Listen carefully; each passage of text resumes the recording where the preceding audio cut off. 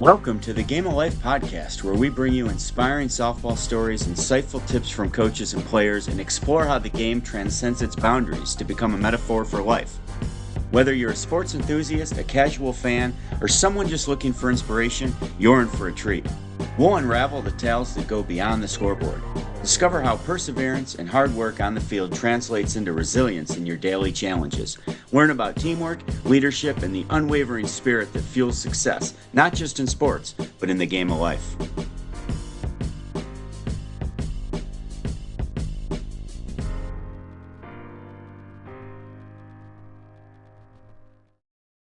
Here we are, another week, more time with Alli. I'm excited. How you doing, Oh Alli? yeah.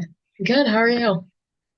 Good. It's been a long week, but this stuff is energizing to me. So we're gonna play a game tonight. You ready? Oh, okay. I like games. I'm gonna throw a word at you, and that's what the episode's gonna be called. Mm-hmm. You don't even know what the word is, but I'm gonna Mm-mm. throw it at you, and then we're gonna spend 30 minutes talking about something you don't even know we're talking about yet. All right. I I like mean, this game. Let's do it. yeah, I what's trust e you. what's easier than that, right? Yeah, exactly. All right. And I have a bunch of examples. It's well thought out. I'm sure you'll be fine. But what comes to mind when you hear the word identity?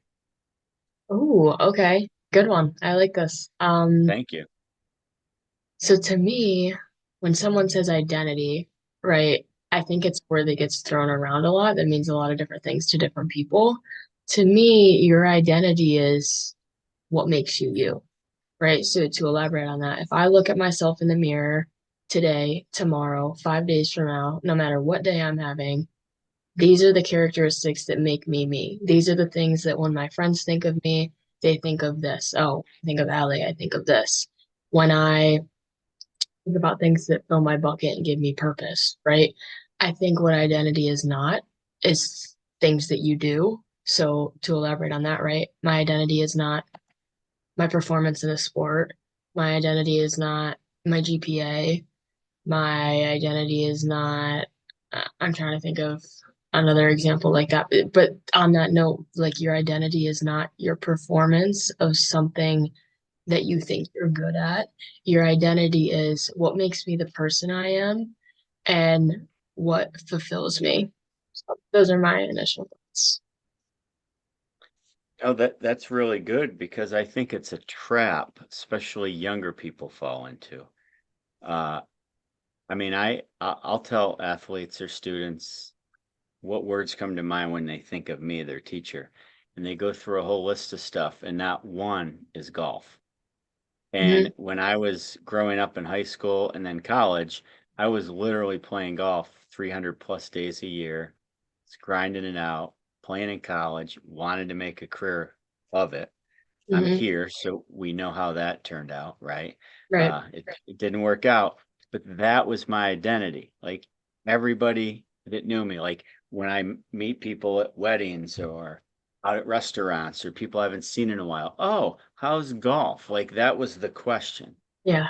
And now fast forward to 52, so literally 30 years later from my identity as a golfer, Yeah. that word's never used anymore because I've gone into so many other things. But what I took from that is all the dedication and hard work and everything I did to identify as a golfer back in the day, at least to other people. I still use those same traits in everything else I'm putting my energy Yeah. towards now. Well, and I think different things make up your identity too, right? So one example I'm going to use is the question everyone dreads all the time when someone says, "Hey, can you tell me about yourself?" Everybody hates that question, right? Because basically they're asking you to share what's your identity? Like, what do you want me to know about you? Right. And the thing that a lot of kids would say, and I'm sure you see this as a teacher, is, "Oh, I'm Allie and I play softball." It's like, okay, and you didn't tell me anything about yourself, right? When I think about my identity, I'm just gonna use myself as an example, right? I'm a daughter, I'm a friend, I'm an employee, I'm a teammate, I'm a coach, right? I'm a Catholic. Like those things make up my identity, not, oh, my team has 20 wins this year. I got this promotion at work. I my family achieves this, I make this much income, I have blah, blah, blah. They're not measurable things. I don't think they're what makes up what you believe, if that makes No, it's a great point. I was going to tell the story, and any of my ex-students listening to this episode, they'll know exactly who they are. In my class, we go out on rotations and, well, let's just call them field trips. They meet me there a lot, and they're meeting this pretty successful entrepreneur, and he always starts off by saying, "Tell me what school you're from and where you're going to college and what you're going to do." And we went around the entire room. It was a very athletic class, and they're like, "Hi, I'm so and so. I'm going to college to play baseball. Hi, I'm so and so. I'm going to college to play lacrosse." And I'm fuming because about 10 people in, that's all they were saying. I'm going to college to play this. And the entrepreneur looks at me and all of them and goes, "Huh, I hope some of you actually take classes in college because that's actually what's going to keep you in college." But these kids in this particular class, and it probably just started because the first one or two said it too, so everybody just sense. followed suit. But you go to school and maybe you're fortunate enough or you've worked hard enough to earn the ability to play a sport. I get that. Yeah. But that's a very slippery slope if that's all you're defining yourself But, as, because there's so much more to you. and on that note, to be honest, though, sometimes it's not kids' fault. And what I mean by that Mm, is when you're young, and you're getting all this praise, right? From whether it be your parents, your friends, because, oh, if I perform well at this sport, like that's what I tie my happiness to because I know that if I do good, right, we're going to get this for dinner and these people are going to like me and I'm going to be on the news, I'm going to be in the paper, everybody's going to see me. So that's now what they equate happiness with. And that's what they kind of resonate with their identity. So I think that's a slippery slope too, right? Like, what are you rewarding kids for? Are you rewarding them for being a good teammate, right? Because I consider, a teammate as a hat that I wore for a long time as a part of my identity. But, are they being rewarded for being good at that? Or is it just, oh, I'm 3 for 3 today. That's what brings you happiness. So therefore, that's what's part of my identity. yeah, and I mean, we all play sports or participate in sports or athletics or anything you're passionate about because the fun part is working hard towards something that's not guaranteed, right? There's Yeah. no result that's guaranteed. And if your whole identity is just what you're playing or working towards and focusing on a result, it just never ends well. There's so many lessons that can be learned. Like I coach high school softball. That's fabulous. I probably take losses harder than anybody, but it's just one part of my day. Like, as Yeah. long as I've gone out and the players have gone out and tried their best and left nothing behind, those are the skills that make you successful, not your wins and losses. And then, of course, in the long run, the wins and losses will probably be in your favor. But Yeah. you can't measure the end result. You have to measure the day to day of how hard you're working. That's your identity. And I think you have to be picky about what you identify as your identity, right? Because a lot of times that's what we tie our happiness and joy to, right? So my happiness is tied to things that I can't really control, right? That's kind of a dangerous game to play. If other people are in control of my happiness, I'm kind of at their mercy. Whereas if I pick something like, part of my identity, I feel like is being positive and being an optimist. Like that's just something I try really hard to do. That's something I can control every day. I don't say, oh, part of my identity is being perfect because I can't control being perfect. If things are going crazy around me, I can't control that. But what I can Right. control is how I look at them and how I see them. So to me, like that's the bigger part of my identity is how do I handle those situations and do I choose to see the good in them? And I think too, like it's really hard to have just one thing as your identity, whether that be you're a musician, you're an athlete, you're XYZ, because what if that starts going south? Now what are you left with? Whereas if you have 10 different things that kind of build that web, one goes downhill, all right, let me lean into another one why I work on that other section. So I think no matter what point you're at in your life, you have to kind of think of it as this web, right? Like yourself in the center, and then what makes up your web, what makes up your identity. 100%. I mean, at the end of the day, if what you think your identity is, if we're going by how most people think, if that was stripped from you, what would you do the rest of your life? Right? Mhm. I mean, if coaching was taken away from me, then I would probably join a travel horseshoe team or something, you Yeah, know. right. Uh, I would Because, learn but to paint. that's because competitiveness is part of your Right. identity, right? Not the sport itself. Right. The sport, what I'm coaching or doing, or whether I still play golf, the competitiveness is my identity, right? The challenge, the putting all your energy into something where there's no guarantees, like Mhm. the stepping outside your comfort zone, like those, that's my identity, not particularly whatever I'm doing at that moment. And I Yeah, think I think people really need to focus on that more. yeah. Because I mean, talk about losing a branch or a part of your web. Like I went through that pretty recently. So when I moved out to Illinois, right, I felt like all through college, it was because of my parents and the people around me. I did a pretty good job of diversifying what my identity was, right? Like I knew softball wasn't my whole identity, but it was something that was really, really important to me. So I thought, when I transition, because I'm aware of this, right? Because I know it's not my identity, when I transition, like I'll be okay. Like I struggled for a while because that piece was ripped off my web. That branch was broken off.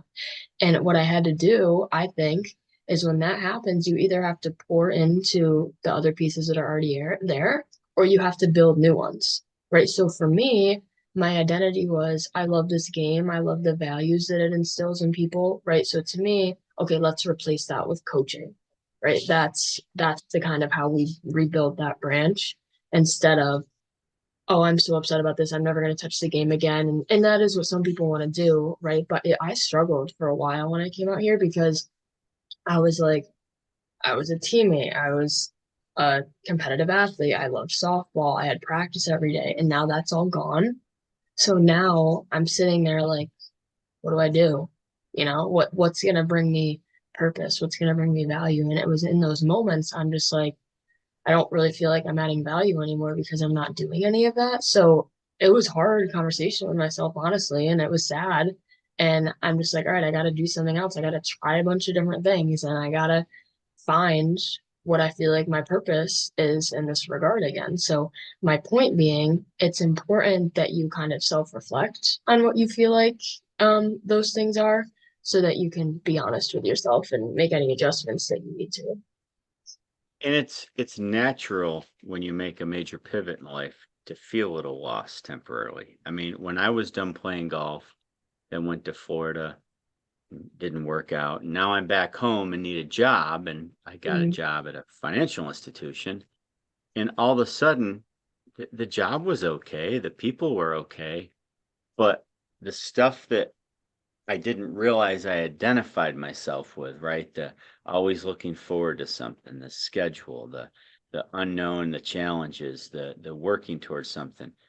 With a normal 9 to 5 job, that just didn't cut it for me. So Mhm. I had to go back. I decided to go back and be an educator because that's what I really missed. All the things that Mhm. coaching and teaching brought you. It wasn't the golf I missed. In hindsight, I mean, I thought it was, and of course I missed it. But it wasn't the golf I missed. It was all the stuff associated with golf that really was my true identity, not the golf itself. Does that make sense? Yeah, and I think going outside, I know you gave me one word to work with, but I'm gonna bring another one up, and if that's okay. When I think of identity, I think a word that's not necessarily interchangeable, but that's a big piece of that is your purpose, right? Because to me, when someone says, "What's your identity?" they're basically like, "Who are you?" Right? And in order for me to tell someone who I am, I start with kind of what I'm passionate about, which then is what I feel like my purpose is and what value I feel like I'm adding to the world. So I think I don't I'm curious on your thoughts on that. I think those two kind of go hand in hand. What identity and purpose? Yeah. Yeah, purpose. I mean, I would add another word to it. When I hear purpose, I think of meaning. Yeah. It's kind of the same thing. I mean, we could debate that, but like, what are you waking up for every day? what are you working towards? Mhm. And to just wake up because I'm one day closer to Friday or Saturday doesn't cut it for me. I Yeah. want to wake up knowing I've got A, B, C, and D to do. Not even sure how I'm going to get to E, but I'm going to figure it out. Yeah. And oh my gosh, all of a sudden, I can't get to A and B today because something out of my control. And juggling all that stuff and working towards something and having plans and a goal. And that's purpose and meaning. And with me, it just centers around personally, it centers around serving others and helping others. Yeah. And that's where I get my meaning and purpose.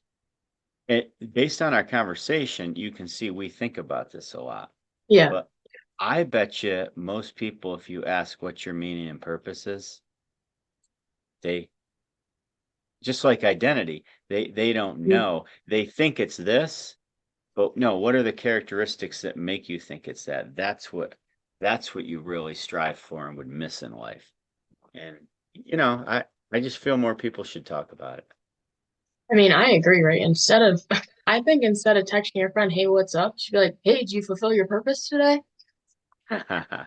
That's a little bit Yeah, more serious, but I feel like that would steer a much better conversation, right? Because just like you said, when I'm my happiest self is when I feel like I've helped someone else or I've made an impact to what I feel like my meaning is or my purpose is, right? Because that's what is gonna motivate you day after day after day, right? Whereas something like lust is just gonna motivate you for a day and then you're done, right? Where your purpose and your meaning is what gives you discipline to reach your goals. So I think that's definitely something that should be taught.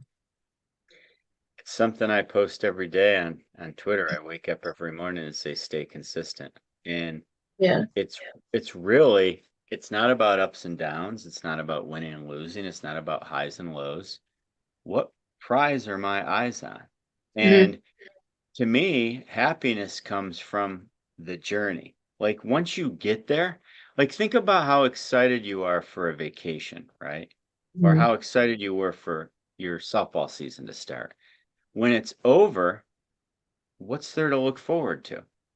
Hmm. And if you're dwelling on what happened, I think that's where you can get into some real mental health issues or not being happy. I mean, I'm not a mental health expert, but Hmm.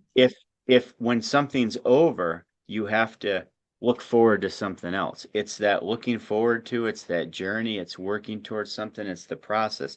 That's where your happiness is. Once you're finally there, you can't sustain that because if it's a Yeah. game or if it's a vacation or if it's the weekend, it doesn't last forever. So if you're putting all your effort into a destination that can't be sustained, you'll never be happy. If you're putting all your energy and effort into the journey to get there, and then once it's over, you look forward to another journey or another project, that's how you become happy.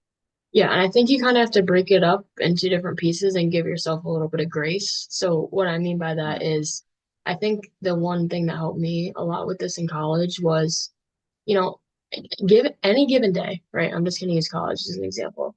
I was a teammate, I was an athlete, I was a student, I was a daughter, I was a sister, I was a friend. Those are a lot of different hats to wear, right? So what I mean by that is if I'm looking for perfection, there were probably very few days in college that I was an A plus to every single, right?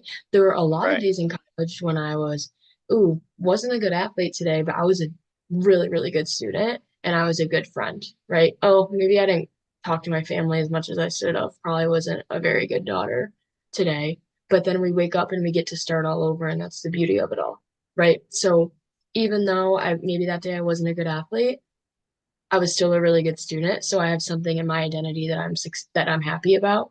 Whereas if I just wear the hat of, oh, I was an athlete today, well, that whole day failed because I wasn't a good athlete today. So I think you kind of have to think about it and break it up in that regard. And now it's my life. Okay, did I do good at my job today? Was I a good coach today? Right. And that's been a really, really good balance for me because I have a tough day at work and then I go coach and that's what fills my purpose, or vice versa. We lost a really Yep. tough game, but I have a really cool presentation at work that I get to do.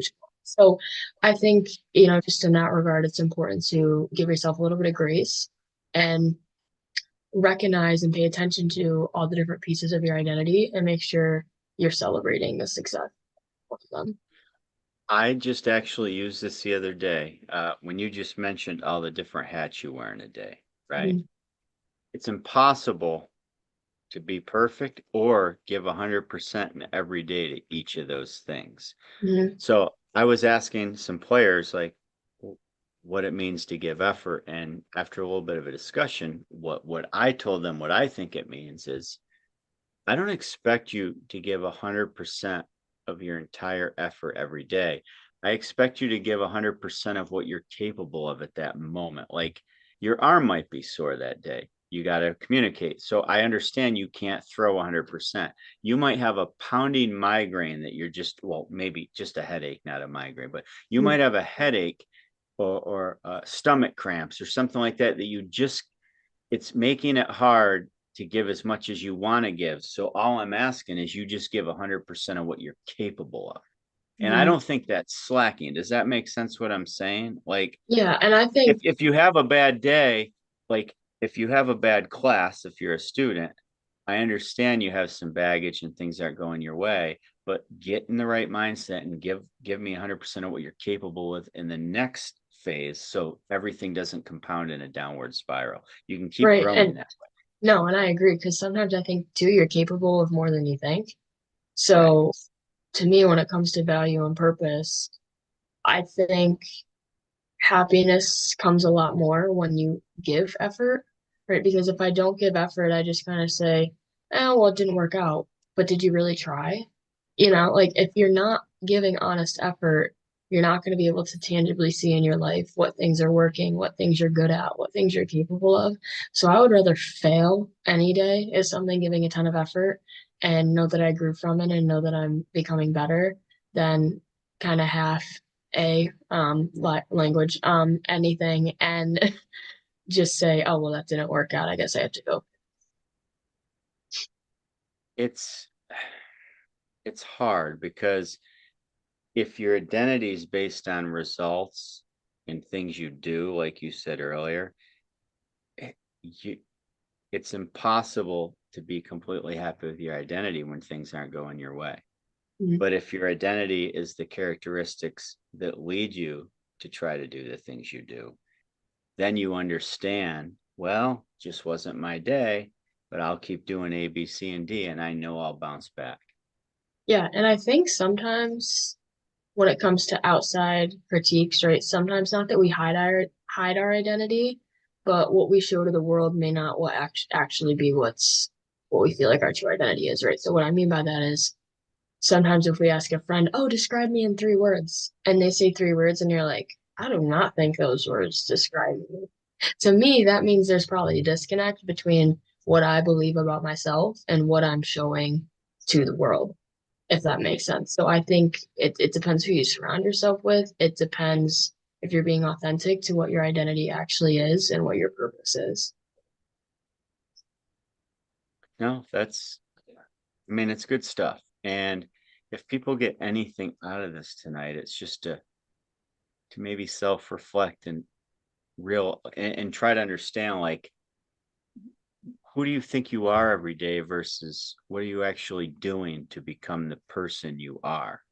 Hmm. If that may, Or the person you it's want to be.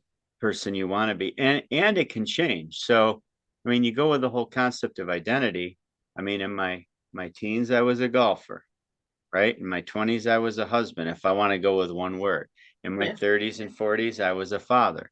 Now in my 50s, I'm an entrepreneur. Like it, it's And through okay. all You that, you were a teacher and a son and you Yeah, know, I didn't even yeah, go through that stuff. Yeah. yeah, Uh, so you're what you do, what your shell looks like, who you like, your identity, to go back to the old term with it, should change every decade or every couple years. But all those things I just said I was in different decades, I'm the same person underneath that's doing the same things and implementing the same processes to be those things. It's just yeah. different stages in my life. And that's the And most important part.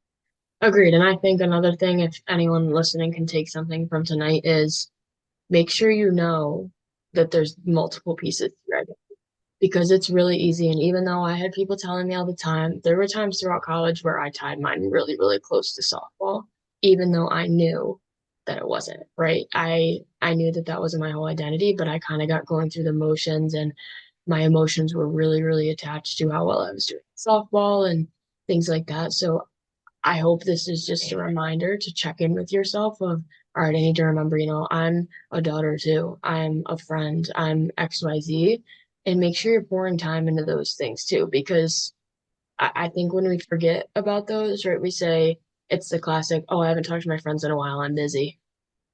Well, no, you're just not paying attention to that part of your identity right now. You're focused on being an athlete and you're not focused on being a friend. So I think despite what you're going through, make sure that you remember there's multiple facets to your identity and you're very good at multiple of them every day. You just don't give yourself. And sometimes certain aspects of them need more attention than others. Like I Need more, could, I need more could, I maintenance. yeah, maintenance. I could hibernate certain aspects of what I consider myself to be, and I need to pay more attention to something currently. And I think that's part of being present, right? To have the awareness to understand who I am at every given moment of the day and which ones I have to pump the most time and energy into. Yeah. And I think to give yourself an honest shot at being successful in any one of them, you have to focus on the one that you're in. So if I'm at practice, okay, my athlete hat is on right now. My student hat is not on, and I'm not thinking about the exam I have tomorrow.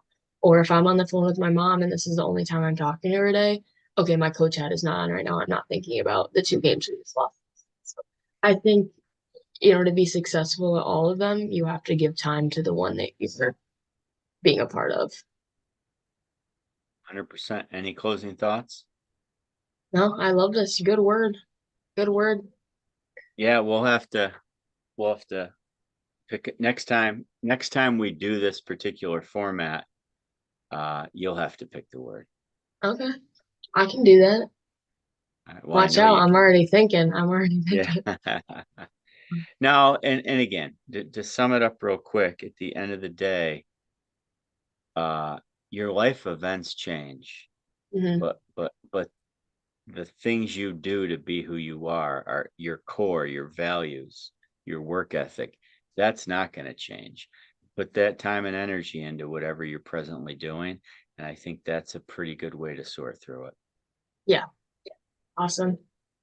All right. That was short and sweet. And I think we had a lot of fun doing it. And I will see you next week. Sounds good. Thank you. Thanks everyone All for right. listening. Yep. You got it. Hey, everybody, enjoy the game of life. As always. Bye.